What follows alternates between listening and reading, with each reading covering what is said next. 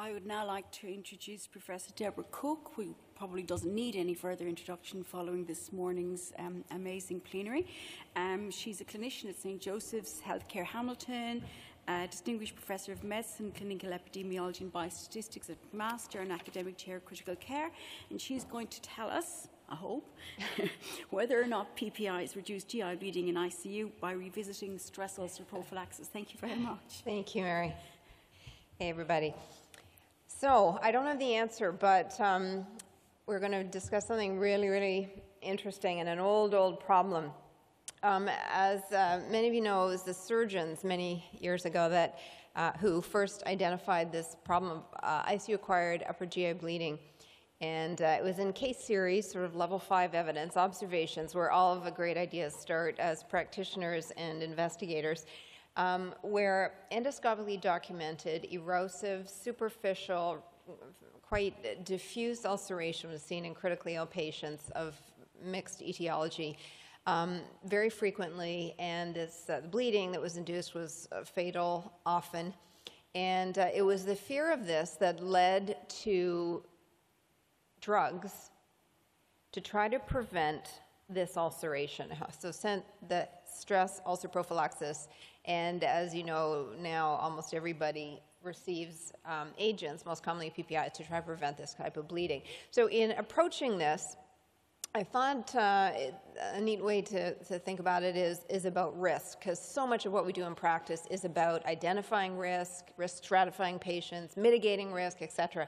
So just go through these steps here. So thinking about the past, it used to be that clinically important or massive bleeding, not from varices, not from non-variceal discrete ulcers, but from this diffuse erosive disease. It used to be very, very common.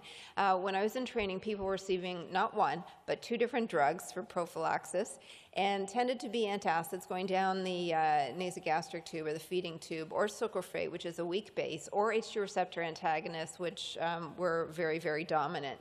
And one might say presently, or not so long ago, people were recognizing, obviously, this bleeding is quite uncommon, and prophylaxis was targeted against high-risk patients who are mechanically ventilated. PPIs began to take over H2 receptor antagonists, and PPIs are the dominant agent used the world over, and self-reports and surveys and other observational studies show this to be the case. And now what we are all wondering is whether or not this condition is so rare that prophylaxis should be even more selected, and maybe we don't need any at all. So do we need PPIs? And this is the sort of construct. So thinking about etiologic risk, well, it used to be thought that because we starved our patients and we under-resuscitated and we used too many vasoactive agents, this bleeding was really a big problem. And in the bottom right of that slide, you can see there's concern about acid, pepsin, bile, retrograde reflex, etc., that would irritate the mucosa. But what was also recognized in animal models, more so in human models, is that the gastric perfusion is impaired. Whether or not people have isovolemic anemia or hypovolemic anemia, the dose of vasoactive medications still had a role to play, and perfusion of the gastric mucosa and the duodenal mucosa was concerning. And a number of minimizing, mitigating factors that we don't measure in practice could have reduced the risk of this. And etiologically speaking, there's concern no longer really all about acid, although acid is what we modify in practice, but it's really more the microcirculation and molecular activity that's going on in relation perhaps to enteral nutrition that means the etiology could be quite different. What about temporal risk? Well, first let me ask for a show of hands in the audience. How many of you have seen a patient with massive, maybe even inducing the massive transfusion protocol that Zoe spoke about? How many of you have seen a patient with this type of bleeding, not discrete ulcers, but the diffuse erosive disease in practice, documented endoscopically? Has anybody? That's what usually happens. Hardly anybody has seen this. I've only seen 2 patients in my practice with this, but the concept is that this condition doesn't exist anymore. And so the impression is that we don't have a problem anymore. And we were wondering, is this because we're giving everyone acid suppression, or is this because of our improved, so-called improved, or at least alternate approach to care that we believe is better now today than, say, 10, 20, 30, 40, 50 years ago? And people wonder, do we actually need stress ulcer prophylaxis? And if we think about the ways in which we try to prevent things in medicine, and think about a number needed to treat or number needed to prophylax curve, as the baseline risk gets lower and lower and lower, the number of patients we need to prophylax to prevent or avert one event obviously goes up. And in healthcare, we do have things like rabies. The number of patients we would prophylax for that, or tetanus or polio, thousands, millions of patients. But in healthcare, we tend to prophylax or prevent things when the NNP is on the lower side, and the lower, the better. So if we have a condition that is vanishingly rare, do we even need to bother trying to prevent it? So this comes to the third concept of baseline risk. So the way in which it's sort of important to think about baseline risk is according to different definitions, because the early studies in the 70s and 80s showing the high rate of endoscopic stigmata of bleeding and macroscopically visualized erosive disease would suggest a very high proportion of patients, again, remember this is years ago, would have endoscopic stigmata of this diffuse ulceration. Microscopic bleeding, which would not be visualized by the naked eye with blood out of the NG tube or anything, okay, higher by NG testing, guaiac testing of the nasogastric aspirate, pretty high. Macroscopic bleeding that you can actually see, pretty high. Clinically important bleeding, very, very low. These definitions, more or less, have been used over time, and as you can imagine, the rate of bleeding or the incidence goes down the more precise the definition. And a very important publication by Mette Craig and colleagues, Anders Perner and a group who's been interested in this for a very long time, came out that really challenges this notion that we don't even have a bleeding problem. And this was an observational study contributed to by folks here in Australia and many, many countries internationally, as you can see, identifying that in fact the rate of overt gastrointestinal bleeding that's acquired in the ICU was just over 4%. The rate of clinically important bleeding was about 2.6%, which approximates the rates from some of the more recent alternative smaller observational studies suggesting that this problem still does exist. We're not seeing it completely disappear. The next risk concept is who cares? What's the attributable downside of having this bleeding? And this is something that we tried to sort out in our two studies, a large observational study and the first trial in this area looking at H2 blockers for acid suppression, trying to do a number of very carefully constructed regression adjustment analyses to see what's the attributable risk of dying for patients who have clinically important bleeding versus those who do not, of course adjusted for other factors that would increase the risk of bleeding, but not over-adjusting. And as you know, adjusted analyses are very tricky to interpret because there's no perfect way to adjust. You can over-adjust, under-adjust, adjust for what you think ought to be done, adjust based on physiologic rationale, adjust based on what other people have adjusted for. And this is only to say that it may be that rather than clinically important bleeding being a marker of illness severity only and just a function of being sick, potentially there's an increased risk of death, but maybe not, depending on the analyses. And what about the attributable length of stay, adjusting for other factors that we know influence illness severity and length of stay and propensity to die?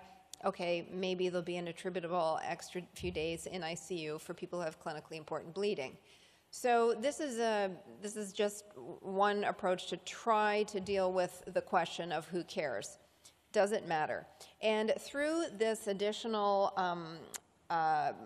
97-country study, you can see that Dr. Craig and colleagues also tried to examine this with respect to overt bleeding, and the adjusted analysis would suggest no particular increased risk of bleeding if it's overt.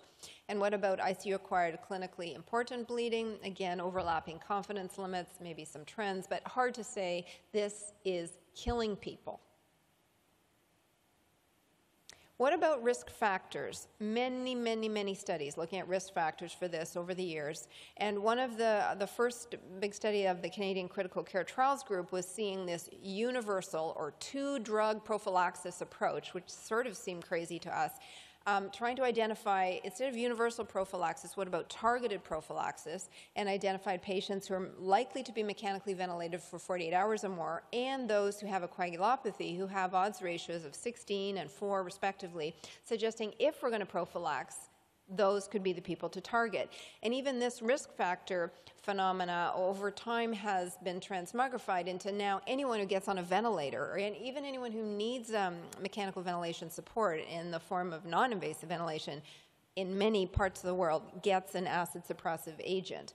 So more on risk factors. It's very hard to compare across studies, as you know, from looking at a large number of observational papers. They've used different definitions, different detection methods, etiologies. They've actually considered different risk factors in their regressions. And obviously there's this phenomena of trends over time, or temporal risk, which we always have to deal with as we look at literature over the years.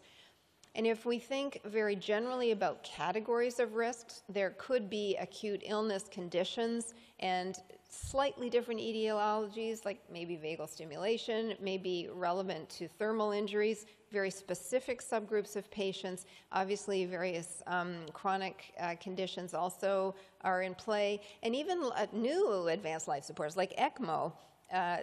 Obviously, patients receiving therapeutic anticoagulation, these life supports seem to be associated with increased risk.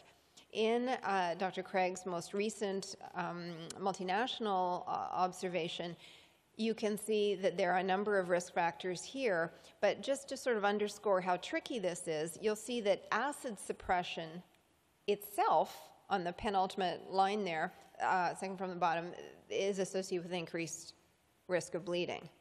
So this highlights the phenomena of confounding by indication.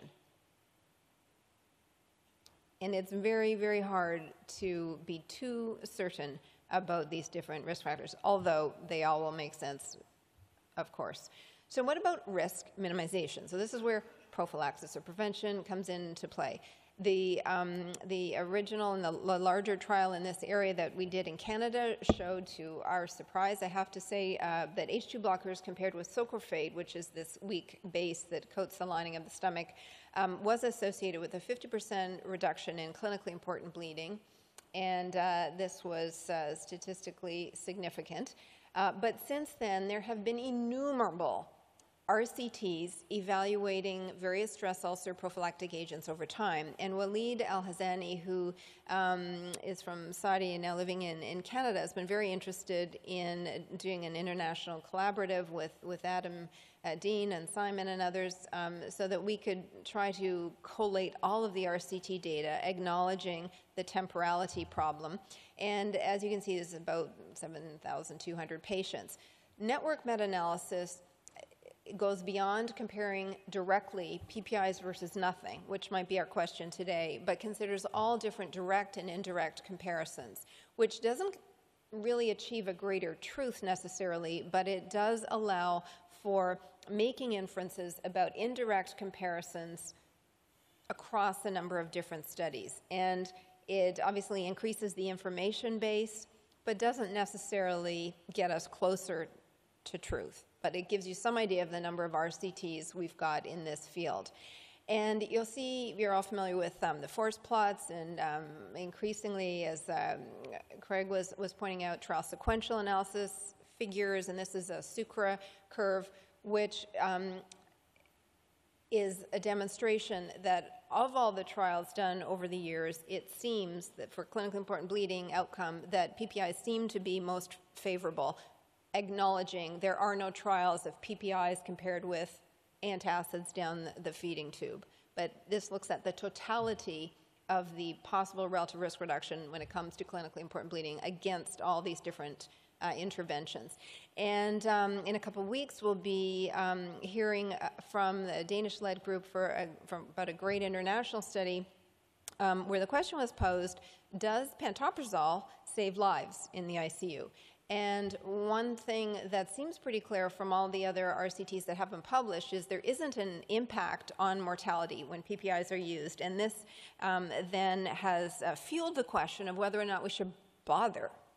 I mean, we do many things in ICU without thinking we're saving lives. And that includes things like hand hygiene, compassionate care, maybe even trying to prevent pneumonia.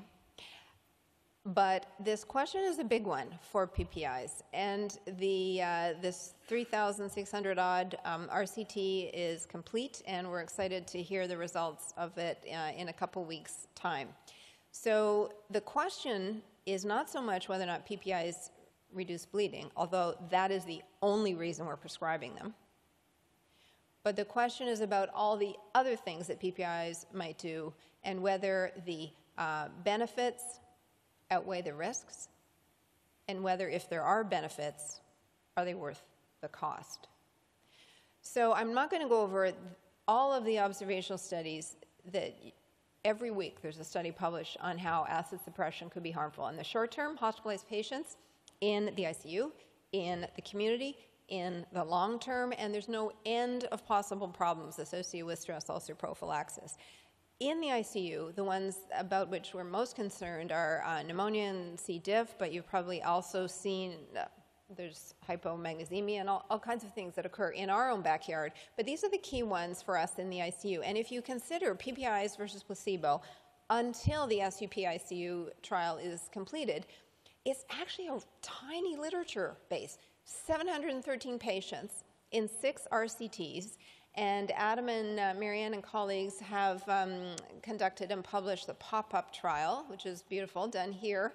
And we've done a pilot revised trial in Canada, and there are others. But you can see that meta-analyzing with only the direct comparisons, these PPIs versus placebo, it's hard to say that bleeding is prevented. Clinically important bleeding, carefully reported and analyzed. C. diff, okay, odds ratio of 2, but again, these are low event rate, low frequency conditions, so the confidence limits are wide. Ventilator-associated pneumonia, there may be an increased risk, but again, none of these are statistically significant. This is not an enormous database, but no, okay, mortality, again, nothing going on, but if you're going to, I mean, we try not to overinterpret, but what can you say, really? Now, PPIs are used increasingly over H2 blockers, and practice guidelines, we know surviving sepsis and all kinds of other local guidelines do encode acid suppression. You know, this is 2018. Is this really good enough? Hard to know. So the question is, what about withholding acid suppression, given the uncertainty about benefit? Well, the World Health Organization has, well, through the Declaration of Helsinki, reminded us frequently, even if we have the so-called best evidence therapy about what we ought to be doing, we need to continually reevaluate what we do. We need to do research to examine the safety and efficacy, efficiency, accessibility, and quality of care according to what we think to be true. And that's where scientific humility comes in, revisiting what we do. And one trial never answers all those questions. So for this drug, at the end of this month, there will be more trials. There will be more patients.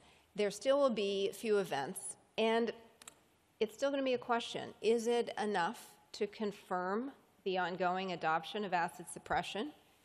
Or, if we don't think we should be doing this anymore, is there enough evidence to de-adopt? Because if adoption isn't hard enough, de-adoption is even harder.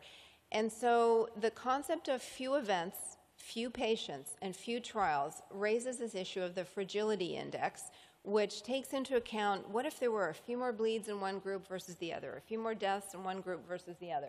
And obviously, in total, these RCTs are going to have many deceased patients, but the bleeding rates will be low, the C. diff rates will be low, and the notion of the fragility index, when you look at a large number of RCTs over time, the average fragility index is only about 8. In ICU, it tends to be fairly low. Obviously, cardiology tends to have higher fragility indices and bigger studies, more events. But this will be a question for us in the ICU. And along with the ANZIC's clinical trials group and the Canadian group, we're really excited to be embarking on a trial ourselves to revisit this.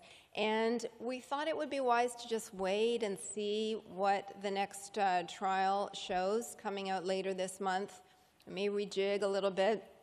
And it's going to be really exciting to revisit this and say, with our enteral feeding practice, given that there are patients, about a third of them have come into the ICU on a PPI already for outpatient reasons, whether they're bogus or not, what happens to those folks if we withhold or continue to give their acid suppression? So please stay tuned. We've got a great organization set up, and we're really, really looking forward to everybody's take on the trial and where we ought to go from here. We're sort of poised and ready, but wanting to receive everyone's suggestion on whether we modify, how we modify, etc. And so in answer to the question posed for this talk, I guess we'll see. We're hoping to do this in partnership, and hope you'll join us. Thank you. Thank you very much, Deborah. So any questions from the floor? Okay. Yeah.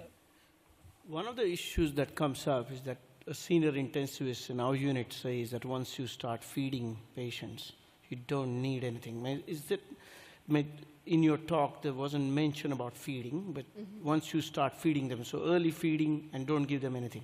Yes, it's a great question, Rajiv. I think that is an observation and impression of many clinicians, and there are some physiologic reasons why that may in fact be the case. But it is not clear that feeding is protective. You probably know Paul Merrick's paper in Critical Care Medicine suggesting that's the case. And in fact, there's several of the newer trials just out lately, small pilot trials, have been with deliberate early enteral nutrition, again, testing whether or not PPIs incrementally over and above early enteral nutrition are needed, what their impact would be. And we don't have enough information to say, you don't need it. Feeding is quite adequate, although there's lots of pathophysiologic rationale to suggest that's the case.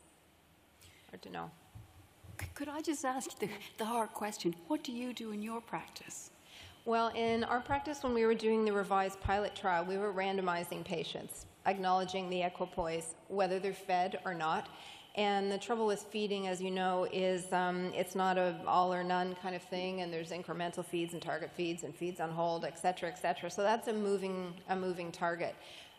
For patients who come in on PPIs, we acknowledge that often the reasons are unfounded, but sort of that's an outpatient issue. And sometimes for patients who've had recurrent C. diff, and we've got a big problem with C. diff in my hospital, we withhold deliberately because of concerns of recidivism or recurrence or relapse. It's now 25% of patients with a serious C. diff relapse in Canada anyway. So our practice, again, in part because it's been encoded over the years, is to give an acid suppression. But, we're not sure if we're doing anything. I suppose it's the primum non nocere, isn't it? Anyway, thank you very much for that. And I'd like to thank all the speakers and thank you so much. We're going to close this session. So, have lunch.